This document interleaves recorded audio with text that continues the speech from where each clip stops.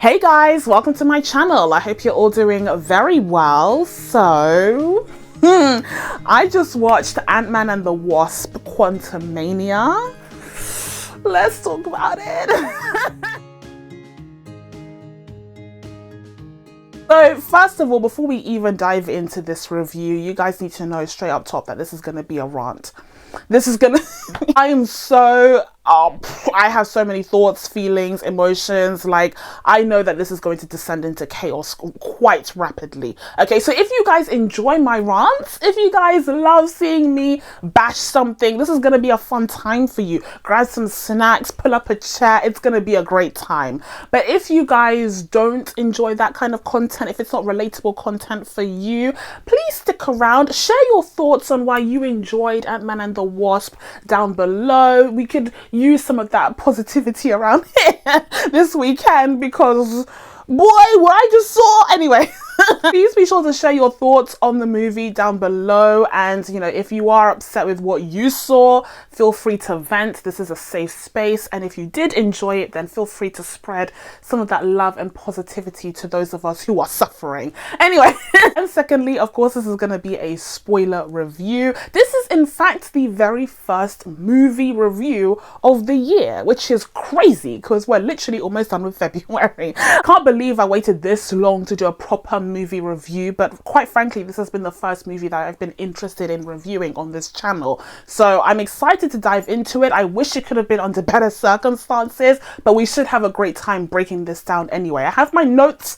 I'm going to keep watch on these notes, make sure I stick on topic, because otherwise it will descend into madness and chaos, I'm sure. And finally, as always, if you haven't already, please be sure to subscribe to my channel and make sure you turn on your notifications so that you can be told when I upload next. Now guys, without further ado, let's get into my review of Ant-Man and the Wasp Quantumania. So Ant-Man and the Wasp Quantumania is directed by Peyton, who also directed the two previous films in the Ant-Man trilogy, as well as, mind you, as well as directing the season finale for The Mandalorian Season 2. I wanted to put that out there because The Mandalorian Season 2 finale was so excellent. Was so exceptional that I just want you guys to be aware that this man is capable of greatness. This man is capable of delivering something astonishing. Like, just in case you had doubts, just in case you guys were wondering, how is this man still employed? Yeah, he is capable of doing something phenomenal, as we saw with The Mandalorian. Now, the problem arises with the Ant-Man movies. Now, to be fair, listen, I'm not an Ant-Man hater. I love Paul Rudd, okay? I love Paul Rudd, as everyone does, and I like the Ant-Man movies. I think they're good, and I think that variation in tone and scale with the Ant-Man movies, quite literally, is necessary for the MCU to keep things interesting and diverse. So, I like Ant-Man. I think he has a very important role to play in the franchise, but we can't deny that the Ant-Man movies have been quite, you know, underperforming and a little bit underwhelming, especially with that sequel. Oh my god, Ant-Man and the Wasp, but please, I will give you virtual imaginary money if you can name me off the top of your head. Do not Google. Off the top of your head, if you can name me the villain that Walter Goggins was portraying in Ant-Man and the Wasp, off the top of your, do not look it up. Just write it in the comments, okay? Off the top of your head, who was that villain that he was portraying? I'll wait. Or better yet, pause the video, like if it's taking you a minute to think of it. All that's to say that that movie was just so forgettable, and I remember the best parts of the movie being in the trailer, that when you ended up watching it, there was nothing left to get excited about. It was a mess, honestly, which is crazy to me. I've said this many times before, but Kevin Feige has fired directors for less. Like, Kevin Feige is not one to give directors second chances. I don't know if you guys have noticed, but you have have like Thor: The Dark World with Alan Taylor, like he never came back to direct another movie. You have the directors of Captain Marvel, who also delivered a mid-movie, even though that made $1 billion, but still they didn't return for Captain Marvel 2. And you even have Jon Favreau himself, the founder of the MCU. Jon Favreau, he delivered a, you know, mid Iron Man 3, and he never came back either. So, you know, Kevin Feige is known to get rid of these directors if they don't deliver on the quality that he expects. With one exception, and that being Peyton Reed. That has always boggled my mind. That has always just not made any sense to me. And I've always said either Peyton Reed is the nicest guy on the planet, or he must have the worst blackmail on Kevin Feige. Like, Peyton Reed must have even worse blackmail on Kevin Feige than Ezra Miller does on the Warner Brothers executives. Like, that's the only explanation. Okay, so now that we've gone through my thoughts on Peyton Reed, I can take that off my notes here. Why does Peyton Reed keep getting hired? Yep, ticked off. Next, let's talk about the plot. So the plot of this movie is very simple, and it's actually quite similar to like a Saturday morning cartoon to me, where you have a very basic premise. You have Cassie Lang, who's all grown up now, and she's trying to follow in her father's Avengers footsteps, and she's also getting into Quantumania. She has Quantumania. She has Quantumania. So at the beginning there, we see that she ends up in jail, but she gets released, and we see that she's also been messing around with quantum science, right? Like the quantum, like I think it's in Ant-Man and the Wasp, where Scott is like, why do you have to put quantum in front of everything? And it's pretty much this movie as well. So Cassie has also gotten the Quantumania, and she's been getting into this research somehow, even though she's like a 16-year-old teenager, whatever. Anyways, and she's managed to create this communication system that you can have with the quantum realm, except Janet gets really scared when she hears this, because she obviously has history in the quantum realm that she hasn't revealed the full extent of to the rest of her family, conveniently, because that makes up the entire plot of this movie, right? So they end up getting sucked into the quantum realm, as we saw in the trailers, and chaos ensues. We see how you know, they both get separated. The Van Dynes and the Pyms are on one side of the quantum realm, and you have the Langs on another side, and they're making their way through this like alternate reality, this subatomic reality that has like residents in there as well. And the most important resident in the quantum realm at the moment is, of course, none other than Jonathan Majors' KANG, who we were first introduced to in the Loki series. So there's a lot to unpack there, but the reason why I compare this to like a Saturday morning cartoon is because it's a very contained story. You could see it making up, you know, one episode of an Avengers Earth's Mightiest Heroes, although it would be way better written in Earth's Mightiest Heroes. That was a phenomenal cartoon, whatever. Anyway, but you could see it making up one episode of a show. It didn't need to be a whole movie, especially the way that it was executed, because essentially you have them opening up a vortex or a portal to an alternate reality. They get trapped in the reality, they meet people there,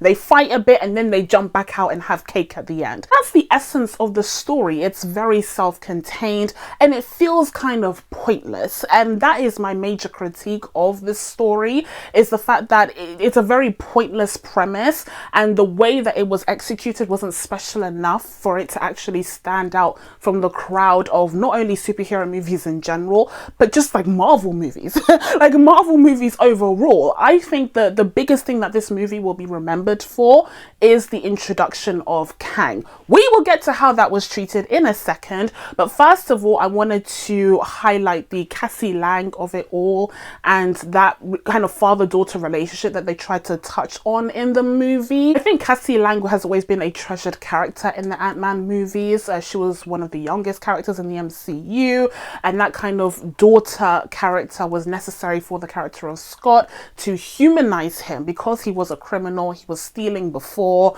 and he had that kind of emotional core in the form of his daughter that helped, you know, steer his moral compass and helped develop him as a hero ultimately. So the character of Cassie Lang has been really important in Scott's story, but I feel like they kind of lost their way, considering the fact that she has gotten much older, especially after the snapping, and also by trying to give her this storyline where she's trying to be like her father, getting arrested for, you know, protests and that, for justice and activism, and also, you know, getting into quantum science, the quantum science, okay, getting that Quantumania.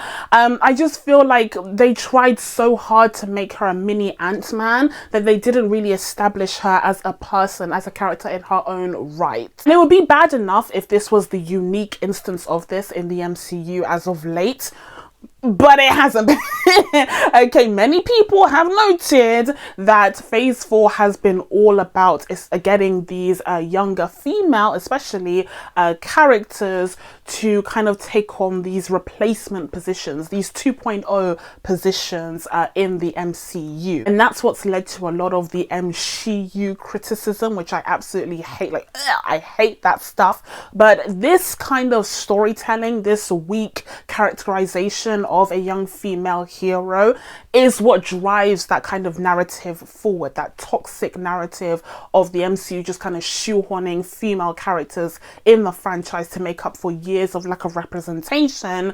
I think, you know, the way that Cassie has been written does not help that kind of narrative because it was very poor writing. As I literally said 5 minutes ago, one of Scott's main motivations as a character was his daughter, was, you know, his want, his need to spend time with his daughter, and so he tried to steer clear of his criminal ways before, you know, Hank Pym approached him to steal this one important thing that he needed, right? In the case of Cassie Lang, she doesn't have that clear motive. She's out here in these streets getting arrested and thrown in jail and all of that, I guess, because she wants to follow in her father's footsteps. But her father was never a social justice activist. Like, her father's not Martin Luther King. Like, I don't understand. I don't understand how that's supposed to be, you know, inspired by her father. Like, surely they could have come up with a better motive for the character to follow that direction. For instance, you have Kate Bishop from the Hawkeye series, where her motive is very clear. She sees Hawkeye saving a bunch of people during the Battle of New York as a child, and so she, you know, grows up wanting to be an archer, you know, wanting to be a hero, and she's a huge fan of Hawkeye. Even though that entire series wasn't the strongest when it came to storytelling, I do think that element of the character development of Kate Bishop was done very, very well. It's very, very clear where her motive stems from. But in the case of Cassie Lang, it is weak as hell, and it made me annoyed with the character whilst I was watching the entire film. And you know what else made me really annoyed with the character? Kathryn Newton's acting. I don't think she was good. I don't know why they replaced the actress from Avengers Endgame with Kathryn Newton, because I quite frankly did not buy her emotional beats throughout the film whatsoever. I don't think she had phenomenal chemistry with Paul Rudd. I think she was just there. She was just there. I mean, I've said this numerous times at this point, but like I said, the MCU has introduced quite a few young female characters in the franchise throughout Phase 4. And some of these characters have incredible personalities that really stand out. I mean, Kate Bishop is a great example of that. Yelena Belova, another excellent example. And then you have Kathryn Newton's Cassie Lang, who's just as bland as bread and butter. As bland as bread and butter. Literally, like, what about her personality is unique? What about her makes her stand out from the crowd? We don't even know what her power set is. She has a vaguely similar power set to the Wasp and Ant-Man. Even her suit is derivative. Like, it's vaguely the same as the Wasp's suit, except it's purple, which, by the way, again, I thought that Kate Bishop had a monopoly on purple. I thought the Hawkeyes had a monopoly on purple, but whatever. I guess Cassie's also co-opting that. Like, there's nothing unique about this character. Is wild. Unfortunately, I have to say, I don't think that Kathryn Newton did a phenomenal job in this movie. I don't think it was worth replacing the actress from Avengers Endgame with her to stand in. I just keep seeing the scenes where she would scream, "Dad! Dad!" Like, she was literally like, "Dad, no!" I'm like, what? That was the best take? Like, Peyton Reed, where are you? Sir, are you not a director? If that was the best take that I could get from that actress, she would be fired. I'm not even joking. I am not even joking. Peyton Reed, you're standing there, or maybe it was the DP, whoever it was, is standing there watching Kathryn Newton say, "Dad," in front of a green screen and be like, "Yeah, we're done for the day. Let's go for lunch." What? No one is eating until you do that again. Not a single member of this cast or crew is eating until you do that again. That was ridiculous. And it wasn't just the first time, because I remember seeing that in the trailer. You get me started now. I remember seeing that in the trailer and being like, that was a bad take. But it was several times. Like, they had takes where she was literally just standing in front of the green screen being like, "Dad." And Paul Rudd was like, "Cassie, no." And I'm like, I hate it here. Okay, so those are my thoughts on Cassie Lang. Let me tick that off of my list. I'm actually being quite civil, guys. Like, I thought this was going to be a chaotic disaster, but I'm keeping nice and calm, okay? And we're actually being very productive. So next up, we have The Wasp. Okay, and I'm glad I wrote her name down in capital bold letters, because otherwise I would have forgotten about her, just like this movie did. Just like this. Listen, you know how this movie is called Ant-Man and the Wasp, Quantumania? I don't know who this wasp is, but it certainly isn't Hope Van Dyne. It certainly isn't Evangeline Lilly. Like, it certainly isn't her. Listen, this movie has so little to do with the Wasp, at least this iteration of the Wasp, that Hope Van Dyne literally could have up and left, gone and grabbed some coffee, or even some Baskin and Robbins, right? Gone and grabbed some like frozen yogurt, and just gone about her day and popped back in at the final scene of the movie with a completely different haircut, a completely different hair color, mind you. Did you guys notice that? She could have just done that and we wouldn't have even noticed, because the movie has so little to do with her. She kind of ties into the Scott and Cassie storyline. She's become a part of their family, so she's kind of stepped into this stepmother role for Cassie, I guess. But I think there's more to the character of Hope Van Dyne. At least there used to be. There used to be more to her. There used to be more to the Wasp than just being a quasi stepmother to Scott's daughter. Like, it's so sad to see. It's so sad to see what has become of the character of the Wasp. The Wasp was an OG Avenger. I need people to know this, okay? I need people to know this. The Wasp was an OG Avenger. The Wasp in Avengers Earth's Mightiest Heroes was a legit character. Truly, I think she was Janet Van Dyne in that series, but she was a legit character. Tell me how they have reduced Evangeline Lilly's Wasp to becoming essentially just a stepmom, okay, who can fly. The only difference between her and Scott is that she can fly, and they have ripped away all of the personality that she used to have, all of that sass, all of the efficiency and intelligence that she used to have in the first Ant-Man movie. Where is that now? Even Ant-Man and the Wasp, you know, the second movie, had that cool action sequence with the Wasp in the kitchen. That was at least something memorable about the film. But here we don't have any memorable action sequences with the Wasp in general, actually, but we'll talk about that later. We don't have any memorable action sequences with the Wasp to even make up for the lack of the character in the plot. The lack of the Wasp in this movie is truly appalling. It's truly appalling. It's just as appalling as Evangeline Lilly's take on vaccines, honestly. Just as Although, as I said, even though Hope Van Dyne wasn't heavily featured in this movie, Peyton Reed did have a preference for one type of wasp. It just wasn't that one. Okay, he preferred the other wasp, which we'll talk about in a second. But first, we need to get into Hank Pym, yet another useless character in this film. Yeah, we're gonna get rid of all of the useless ones before we get into the good stuff, right? And Hank Pym definitely deserves to be in the former category rather than the latter.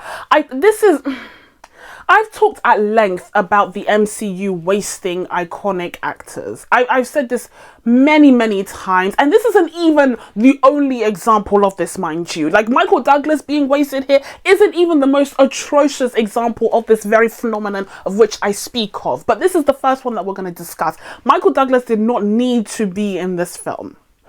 at all. This is what happened. Oh my god, this is what happens when you give all of the superpowers of Hank Pym, of Janet Van Dyne, of Hope Van Dyne, and even of Scott Lang over to an 18-year-old. This is what this is what happens when you try to make Cassie Lang a genius superhero. Why is this 18-year-old girl able to crack the code when it comes to the quantum realm, something that Hank Pym has been working on his entire life? Why was she able to do it in the space of what, 2 years, 3 years? Why was she able to do that but not him? That literally makes no sense to me. It's not even the same as Princess Shuri, who like develops the technology of Wakanda. Like in the case of Princess Shuri, that's what she's known for. She's known for being a genius in that way. In the case of Cassie Lang, sis was just a baby girl, man. Sis was just a baby girl. She wasn't supposed to be the genius of the Ant-Man franchise. That was supposed to be Hank Pym. But now they've given all of Hank Pym's intelligence and genius over to Cassie Lang, and now what's he doing? He's playing with ants. Oh my god. He's playing with ants. And so Michael Douglas is walking on set playing with ants, and like why does he need to be that? He doesn't.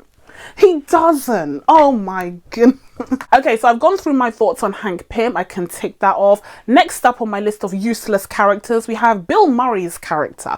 Yeah, Bill Murray's in this movie for some reason. Wow.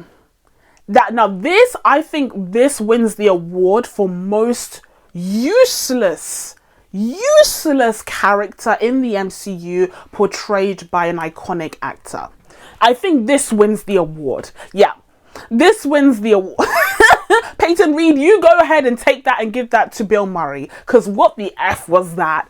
Truly, it was one scene, and I'm pretty sure the guy did not even memorize his lines, because I'm pretty sure his line of sight was off the entire time. He was supposed to be looking at Michelle Pfeiffer, and Michelle Pfeiffer is here. Michelle Pfeiffer is you, and he was looking over here, and I'm pretty sure he was reading cue cards. Like that to me is this SNL? What is going on?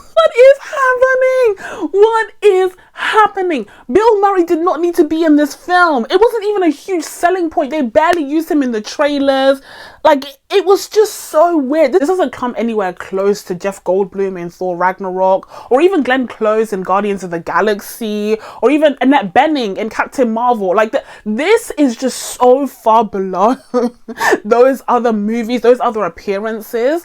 I just couldn't believe it. Okay, now that we've gone through the useless storylines and characters in this movie, let's get down to some actual interesting question mark storylines and characters, starting off with Janet Van Dyne. Now, remember when I said that Peyton Reed had a preference for another The Wasp? Yeah, this is the Wasp that he preferred, clearly. This is the Wasp that he actually wanted to dive into, because Janet Van Dyne actually plays a key role in this film. This film is essentially exploring the time that she spent in the quantum realm and how she came across Kang the Conqueror.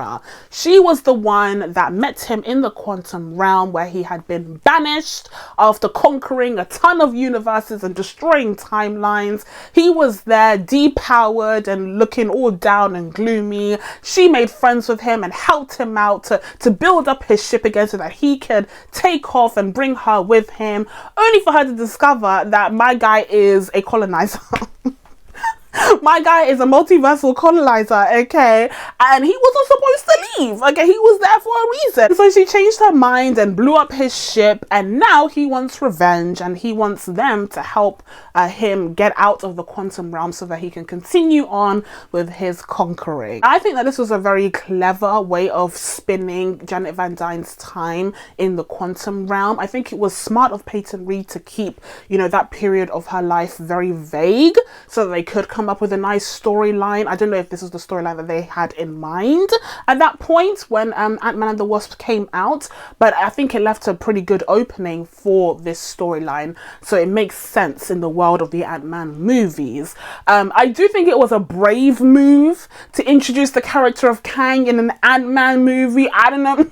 I don't know if I would have done that personally. Me personally, I don't know if I would have made that decision, okay? In fact, I know for a fact I wouldn't have, because these films have always felt small, you know, pun intended, in scale. And so the idea of throwing in the introduction to the next big bad in the MCU in an Ant-Man movie was interesting. Questionable, interesting, but I don't think that there were enough ties to Ant-Man and the multiverse and Kang in order for this storyline to make sense and be cohesive. I think they did the best job that they could incorporating Janet Van Dyne's time in the quantum realm in order to tie that into the introduction of Kang, but ultimately it was clear that Peyton Reed knew he had a pretty substandard, you know, Ant-Man movie on his hands, and maybe Kevin Feige was like, use that as a vessel to introduce the next big bad of the MCU. I think Kang needed a bigger vessel, a much more impactful vessel in order to be fully introduced, either in Loki season 2, because he was hinted at in the end of season 1, or even a Guardians movie. You know, I've joked in my reaction to the Guardians 3 trailer, I joked that the High Evolutionary was looking very Kang-like in the trailer, and I feel like introducing Kang in a Guardians movie would feel bigger. It would feel like a bigger deal, more impactful, in the same way that Thanos had a presence in the first Guardians movie. So the idea of using an Ant-Man movie for this huge introduction, I think, was a bad one ultimately. But still, considering the fact that this film is tasked with introducing Kang the Conqueror to the world, I think it did a pretty decent job of tying it in with the storyline with Janet Van Dyne, as I said.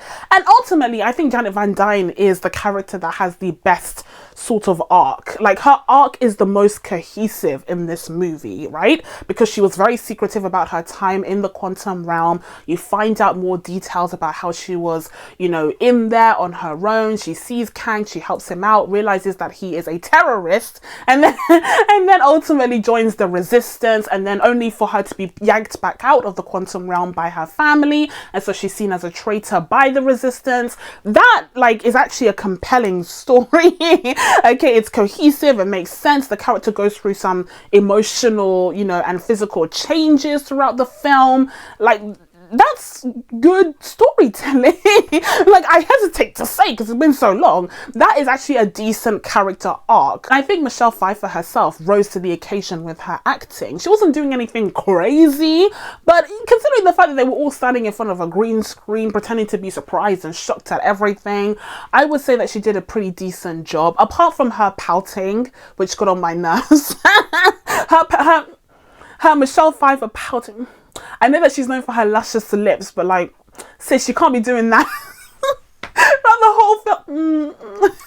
But now for the main event, guys. Listen, we can't go a second longer without talking about the best part of this entire movie. It's only saving grace, and that is Kang himself, portrayed by the iconic, the amazing, the best industry plant that we have gotten in a while, Mr. Jonathan Majors.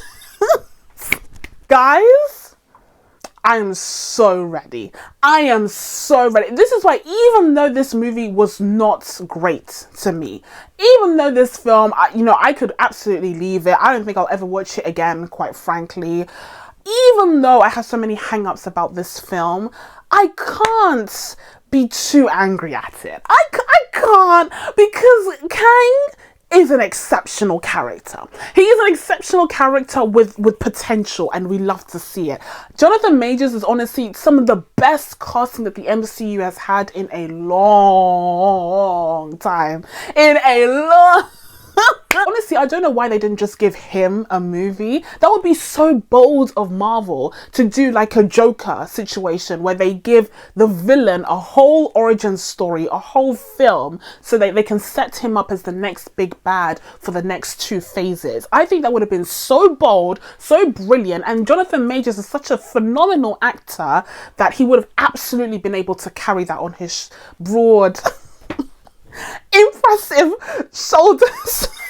Seriously, now that I said that, that seems like such a good idea to me. Let me know what you guys think, because some of these other projects that the MCU has been coming out with, like Echo, sorry, but I would would much rather have a Kang the Conqueror solo movie than an Echo series. Like, why are we not thinking outside of the box and actually doing something interesting, and also something that directly ties into the overall direction of the next two phases? Because this would actually be a key appointment viewing for fans to watch the origin of Kang the Conqueror. As it stands in this film, when it comes to the introduction of Kang in the MCU, I thought it was a bit wobbly. I thought it was held up by Jonathan Majors' performance, but when it comes to the writing, again, it was weak. Okay, essentially we just got quick flashbacks to Kang taking over universes and timelines, and then he lands in the quantum realm. He's built this whole society and has taken over the quantum realm even, and he's going up against these rebels who are survivors from the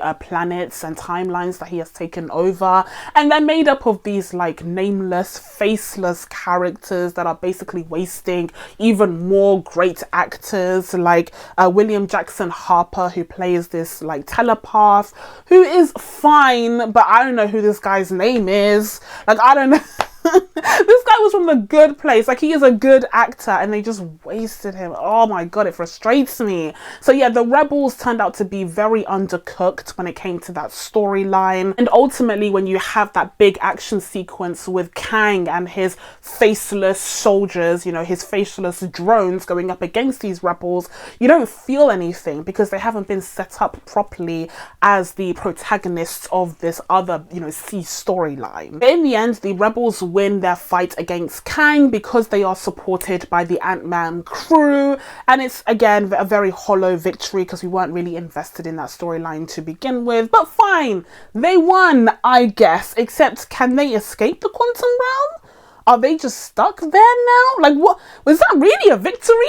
At the end of this movie, Scott Lang is like walking down the street all happy, having saved the day. And then he stops and thinks about what Kang said about, you know, like, oh, he's going to doom the planet and worse things are about to come. And he starts like slowing down and panicking and thinking, have I really saved the day? And I feel like one of the questions that should have come up is, did I really save those rebels, or did I just trap them there with no resources and no ability to survive now that Kang's gone? Like, was that really a good thing?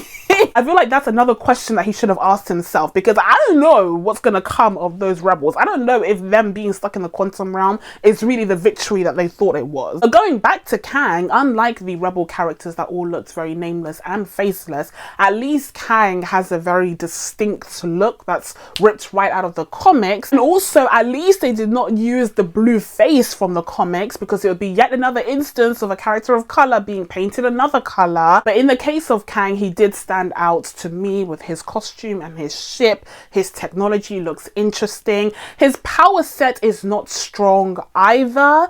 I feel like, you know, one of the strengths that Thanos had as a villain was having the Infinity Stones, which had a somewhat clear power set. I talked about this in the past. One of my first videos was about the Infinity Stones and how I felt like the way that they were used was a little bit inconsistent and not great, but still having those Infinity Stones meant that you knew exactly what Thanos was capable of. Whereas in the case of Kang, he kind of like shoots beams, like energy forces a little bit, and it doesn't seem like his powers are consistent with his reputation. Like, it seems weird that this guy who can shoot beams a little bit was able to conquer entire timelines. How does that work? Like, how do you figure? And I know the theory is that he's not fully powered in the quantum realm, but we don't get a chance to see what he is capable of outside of the quantum realm in this movie. So for now, when it comes to Kang's power set, there's a bit of a question mark on top of everything. So yeah, as far as villain introductions go, I think it was kind of mid. I think Jonathan Majors absolutely delivered. If there's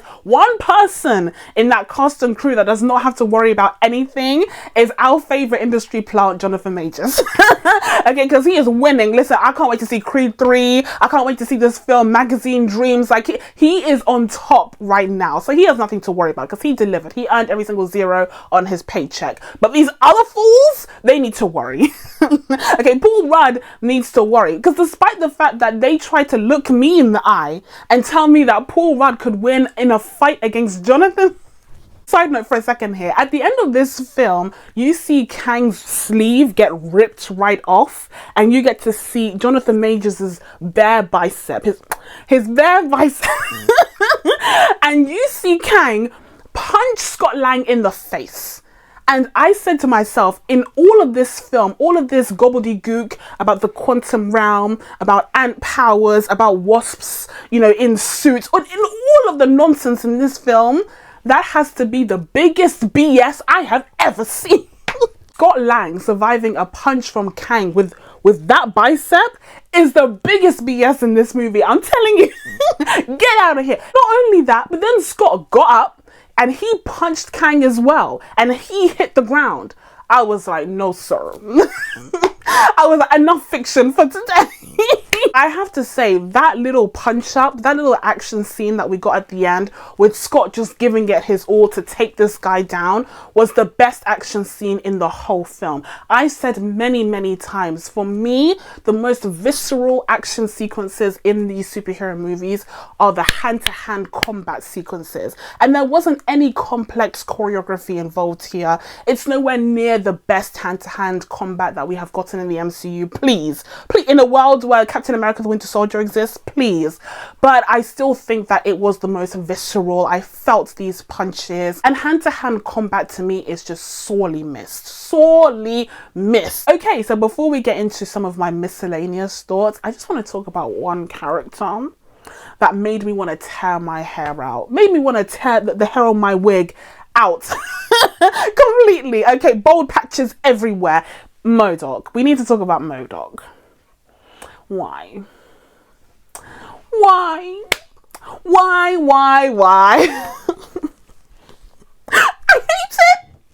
hate it so much, guys. I've often said on my channel, not everything in the comics translates well to the big or small screen. I've often said this, not every look, you know, not every costume in the comics, not every character in the comics is going to work on the big or small screen. Certainly not in live action. There are limits, I think. Me personally, I think there are limits to these things. And I think that M.O.D.O.K. is a perfect example of said limits. Because whilst I think M.O.D.O.K. works for animation, and I'm sure it looks cute in the comics, what I saw in live action in the cinema just yesterday was unacceptable. I want a refund. Like, I hated it. I hated it so much. It was bad enough when we saw the mask in the trailers, the metal mask. I wasn't a fan of that. And people said, you know what, considering, you know, how it could look, right, considering how his design in the comics, I think this is a good alternative because it's a metal mask and he looks menacing and blah, blah, blah. But in the actual film, he removes that mask. And behind the mask, we see a revealed, distorted, stretched out, enlarged version of Corey Stoll's face. And it's just like the most baffling thing in the world, in the whole world to me. And I know that some people got a delight from this. Some people were just, oh, they ate this, they ate it up. They thought it was so funny. But I was just looking at it in disgust, in horror, in embarrassment. I hated this so much. Like, I'm sick and tired of the silliness. I have to say this. I have to say, listen, I'm not trying to go full DC fan, okay, and say like, oh, Marvel's too silly, blah, blah, blah. But that to me, that's a level of silliness that I can't get behind. I'm so sorry. I'm gonna have to get off at this stop. I'm gonna have to get at this bus stop, guys. Ding ding, I'm gonna have to get off at this bus stop. I cannot get behind that level of silliness. You've lost me now. I hope we don't get more of this. Oh my god, I hope we do not get more of this. And the thing is, right, people are saying, oh, this isn't a great start to phase 5 of the MCU. What we can't forget is that this was originally supposed to be in phase 4. Let's not forget that, okay? Kevin Feige decided to end phase 4 with Black Panther Wakanda Forever, or technically with Guardians of the Galaxy the Holiday Special, right? But that wasn't the original intention. That wasn't the original vision for this movie. It was never supposed to start a new phase. And so we can't really judge the whole of phase 5 based on this movie. But I really do hope that we are leaving behind this like silliness and ridiculousness. I did not enjoy that at all. I thought it looked bad. I thought the way that it was rendered, we'll talk about the CG in a second, was just awful. And I was not in on the joke. I was just sitting in the corner, you know, tutting away, shaking my head with my arms crossed. I really just was not happy. And sure, he had funny moments, and you know, the whole thing about him being a dick, haha, you know, haha, but but I still hate it. I still hate it. The best joke that he had was when he was like, oh, at least I died an Avenger. That was hilarious. That was funny. That rewriting of history, that revisionist history was hilarious. Everything else, nah. That twist is just like wild to me. Like, think about it. In the first Captain America movie, we had the Red Skull as a villain. And we see him pop up again in nowhere, guarding the Soul Stone in Avengers Infinity War. That was the arc that we got for the first villain in the Captain America franchise. But for the Ant-Man franchise, we get M.O.D.O.K. I hate it. Okay, so that wasn't pleasant, but at least I can tick off M.O.D.O.K from my list. Covered that, check. Next up, let's talk about the CGI. Let's talk about the CGI. Guys, I feel like I've been very organized, right? I've been on topic, focused. The rant has actually been pretty tame. I feel like I've been pretty civilized throughout this video. So hopefully you guys are enjoying. Let's talk about the CGI. It was bad. Okay, here's the thing. It's not that it was bad. You know, there were moments in this film where I had like an out-of-body experience, and I was overwhelmed with this feeling of gratitude towards, you know, animators, CG animators, people who work in this industry. I just felt like this overwhelming sense of love and appreciation for them, especially, you know, after this year where we've heard so many horrible stories about how Marvel has treated these animated studios and how they get such late notice when changes happen and everything, crunch time, you know, all of these horrible headlines that we've been seeing. And so there were times where I was watching this film and just kind of separating the disaster of the story and the stuff that I didn't love. And I just took a look at the visuals, and I just had this sense of appreciation for the fact that these visuals were imagined by someone, designed by someone, and then actualized and manifested by loads of someone's. You know, round of applause to everyone involved there, because I do want to like take a step back from just crapping on CG all the time without fully appreciating how much work goes into this craft. It really is an incredible art form. But having said that, you know, there were inconsistencies, and I'm going to blame it on Peyton Reed, because a lot of the time it does have a lot to do with these directors, you know, doing things last minute, reshoots and all of that. And so, yeah, unfortunately, some things just did look a bit shaky. But for me, it was this overwhelming feeling of all of the characters just being in this soundstage. These worlds never felt three-dimensional to me. They always felt like these interactive backdrops, which brings me to our good old friend, the volume. Guys, I've mentioned this several times now, but the volume is both the greatest gift and the worst curse that Hollywood has ever seen, at least in the last few years. We've seen the volume used to great effect, like in The Mandalorian, and to less great effect, like in the Obi-Wan series, and to horrible, terrible effects like Thor, Love and Thunder. So there's quite a variety here when it comes to usage of the volume.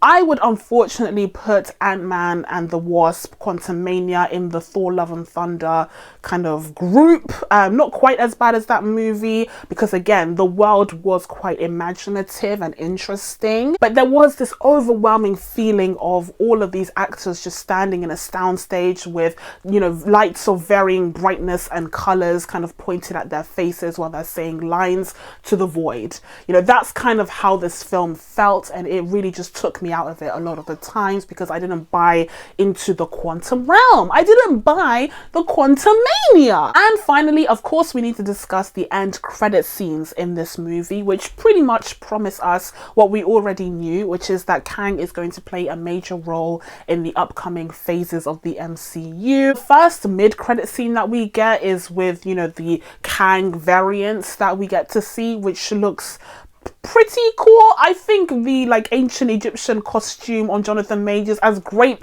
as Jonathan Majors is, I don't know if he pulled off that look. I know it's straight from the comics, but like I'm not sure if he pulled that off. I'm not sure. But still, you know, it's just a promise of more Kang variants. And, you know, fine. This isn't the first time that we've been introduced to the idea of variants. You know, see the first season of Loki right here. And again, that's another reason why I think they should have tied in the Kang storyline to season 2 of Loki, because that's actually relevant to that story. But, you know, fine, they dropped it into an Ant-Man movie and, you know, made an end credit scene that promised us more to come for the coming phases, and I'm excited. I'm looking forward to it. The only thing that gives me pause, and like really gives me pause now that I've seen this movie, I'm scared, I'm nervous, guys, okay? The only thing is that Jeff Loveness is going to be writing Avengers Kang Dynasty, and he also wrote this film. So like, even though Kang was the best part, it wasn't because of his writing, it was because of Jonathan Majors' acting. So I'm very scared. I hope, listen, I don't want people losing their jobs, especially in this economy, but with the cost of living crisis. But I hope that Kevin Feige takes a look at that script, you know, 1 or 2 more times, because I don't trust this Jeff guy. Quite frankly, I don't trust this Jeff guy. And listen, I know people have said, oh, there have been other actors who have written great, you know, Marvel movies and terrible ones. But considering that the terrible one is the one that came first, how about we course correct? How about we don't gamble everything that we have on this guy who has proven to be unreliable at best as a writer? And finally, speaking of Loki season 2, we do get a glimpse of the second season, I think, with that end credit scene. And all I can say is, listen, Tom Hiddleston is looking good. Owen Wilson is looking great, like that, you know, and then we have another Kang variant. I think this is like He Who Remains, the guy who ends up creating the TVA. I think they go back in time and they see him, you know, when he started to dabble with time. So again, happy to see more Jonathan Majors. I can't believe this guy, I'm telling you, he's an excellent industry plant. Anyway, I'm guessing he's going to be making an appearance in Loki season 2 as well, so that should be exciting. And I have a feeling that they're going to handle him better in that series than Jeff Loveness did in this movie. And so with all of that being said, I'm going to be giving Ant-Man and the Wasp Quantumania a 6 out of 10. So that's it from me, guys. Now that I told you guys my thoughts on Ant-Man and the Wasp Quantumania, it's time for you guys to let me know what you thought of this movie down in the comments below. Oh, that was a rough one. Please be sure to subscribe to catch you videos coming up. Thank you guys so much for watching. I really appreciate it, and I will see you in the next one. Bye.